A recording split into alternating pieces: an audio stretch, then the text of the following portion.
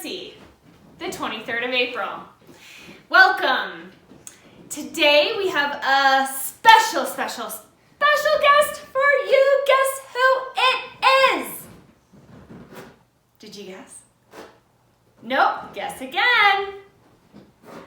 Uncle Jay is here to give you at home a super special message. Let's go check it out.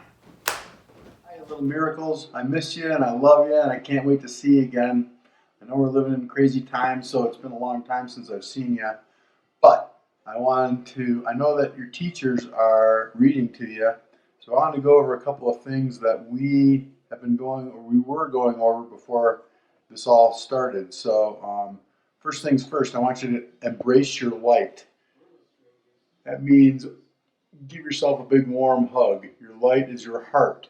That's where all your love comes from. Love for your moms and your dads and your sisters and your brothers, and love for your friends, and love for yourself, which is really important. So embrace that light, keep that fire burning, because it's really important. And you can do that every day. Second thing I wanted to go over was breathing, because this will calm you down when you need to calm down. So take a deep breath and repeat after me.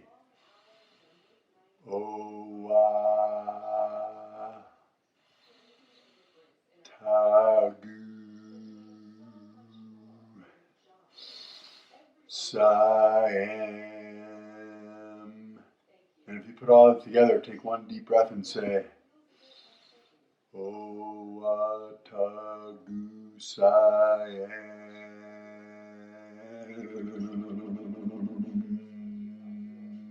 Remember to be a goose. Anyway, the third thing I wanted to go over was you guys are living in the roaring 20s. You're growing up in the roaring 20s. You're going to be teenagers by the time the 20s are over. So I want you to remember to learn how to roar for the roaring 20s and practice roaring. Roar a lot. Do it all the time. Do it whenever you can. Roar at your moms and roar at your dads and roar at your dogs and roar at everybody. Like I say, I miss you and I love you and I can't wait to see you, and I hope I get to see you soon. So this is Great Uncle Jay saying thanks again for being you little miracles. I miss you and I love you. Have a great day and enjoy the sunshine. See you. Bye. Mr. Jay DeBadges, thank you so much. We miss you so much, and we can't wait to give you that big, great bear hug. Let's move on to our next special segment of the day. That is going to come from Miss Michelle P. from the Brown Bear Room. And remember learning how to make slime with Miss Trish? Well, she's going to teach you how to make something called oobleck. Get your supplies ready and do it with her. Let's go check it out. Hi friends, Miss Michelle here. Today we are going to make a fun science experiment using household items. It's called oobleck. In this activity, you will be making a substance that is similar to quicksand, but much more fun. Why is it so hard to get out of quicksand? Is it a solid? Is it a liquid? Can it be both? Play around with it and see how it acts differently from a normal liquid and a normal solid. The ingredients you'll need are water, cornstarch, a mixing bowl, and optional food coloring. Pour 1 cup of cornstarch into the mixing bowl and then dip your hands into it. Can you feel how smooth the powder is? Now pour the water in, mixing slowly as you go. Keep adding more water until the mixture becomes thick and hardens when you tap on it. Add more cornstarch if it gets too runny and more water if it becomes too thick. Add a few drops of food coloring if desired. Roll up your sleeves and prepare to get messy. Drop your hands quickly into the oobleck, then slowly lower your hands into it. Do you notice the difference? Try adding different colors for fun effects. Try rolling it around in your hands to watch it change from a solid to a liquid. Alright friends, I hope you had fun with me today making some quicksand, also known as oobleck. As you can see, I did get a little messy, so we want to make sure we're doing this in the kitchen and with our parents around to help us. See you next time! Thank you so much, Miss Michelle. That oobleck is super fun to make. All of you at home, be careful with it. Again, where don't we put it? In our room or in our hair, right?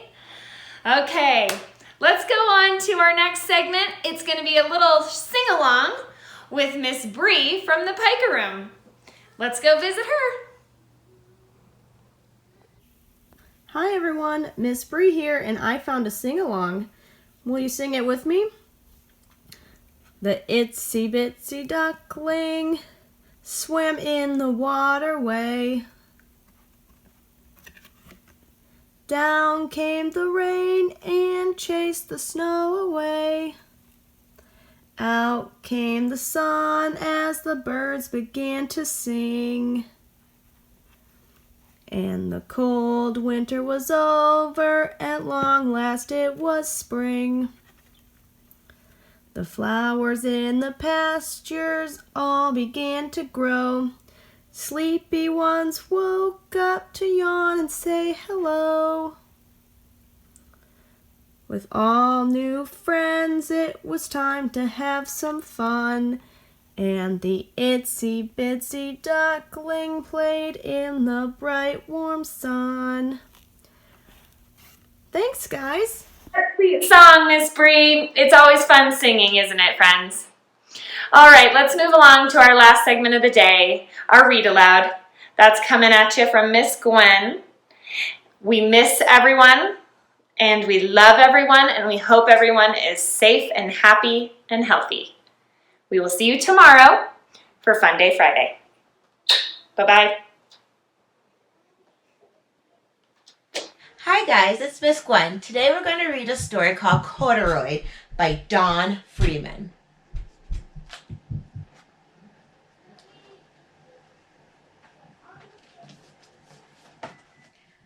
Corduroy is a bear who once lived in the toy department of a big store. Day after day, he waited with all the other animals and dolls for somebody to come along and take him home. The store was always filled with shoppers buying all sorts of things, but no one ever seemed to want a small bear in green overalls. Then one morning, a little girl stopped and looked straight into Corduroy's bright eyes. "Oh, Mommy," she said, "look, there's a very bear I've always wanted." "Not today, dear," her mother sighed. "I've spent too much already. Besides, he doesn't look new. He's lost the button He lost the button to one of his shoulder straps." Corduroy watched them sadly as they walked away. "I didn't know I lost a button," he said to himself. "Tonight I'll go and see if I can find it." Late that evening, when all the shoppers had gone and the doors were shut and locked, Corduroy climbed carefully down from his shelf and began searching everywhere on the floor for his lost button. Suddenly, he felt the floor moving under him. Quite by accident, he had stepped onto the escalator, and up he went. Could this be a mountain, he wondered? I think I've always wanted to climb mountain. He stepped off the escalator as it reached the next floor, and there before his eyes was the most amazing sight. Tables and chairs and lamps and sofas and rows of beds. "This must be a palace," Corduroy gasped. "I guess I've always wanted to live in a palace." He wandered around admiring the furniture. "This must be a bed," he said. "I've always wanted to sleep in a bed." And up he crawled onto a large, thick mattress. All at once he saw something small and round. "Why, here's my button," he cried. And he tried to pick it up, but like all the other buttons on a mattress, it was tied down tight. He yoinked and pulled with both paws until pop! Off came the button, and off the mattress Corduroy toppled. Bang until a tall floor lamp over it fell with a crash. Corduroy didn't know it, but there was someone else awake in the store. The night watchman was going his rounds on the floor above. When he heard the crash, he came dashing down the escalator. "Now, who in the world did that?" he exclaimed. "Somebody must be hiding around here." He flashed his light under and over sofas and beds until he came to the biggest bed of all, and there he saw 2 fuzzy brown ears sticking up from under the covers. "Hello," he said. "How did you get upstairs?" The watchman took Corduroy under his arm and carried him down the escalator and set him on the shelf in the toy department with the other animals and dolls. Corduroy was just waking up when the first customer came into the store in the morning, and there, looking at him with a wide, warm smile, was the same little girl he'd seen only the day before.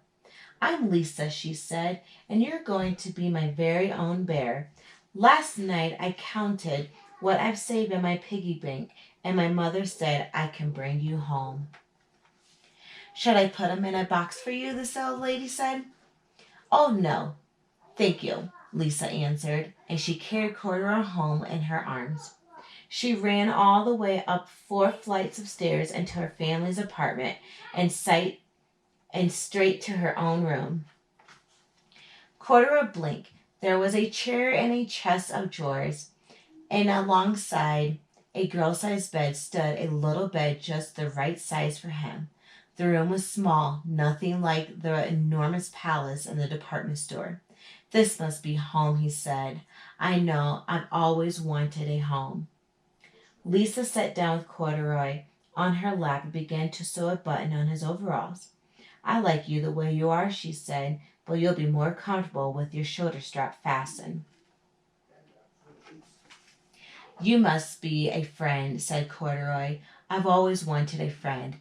"Me too," said Lisa, and gave him a big hug. The end.